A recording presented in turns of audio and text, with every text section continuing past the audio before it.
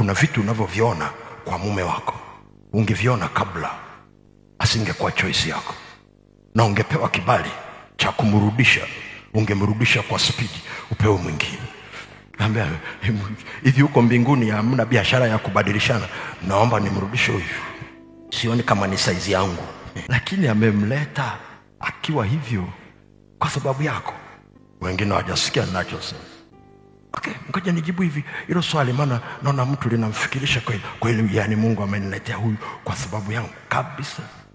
Unisikilize, gari ni zuri kabisa, lakini bila matairi haliendi. Lilitengenezwa bila tairi ili tairi liwe na thamani. Kwa hiyo mume wako alitengenezwa hana tairi ili wewe uwe tairi. Sasa kama unafikiri ni kitu chepesi, jaribu kuiuliza tairi inapita wapi ili gari ipite. Ninajua kuna wamama hapa ambao walipita mahali pagumu, Mungu akawavusha, Mungu akawavusha, na wamemwona Bwana. Wanalo neno la ushuhuda, wanalo neno la ushuhuda.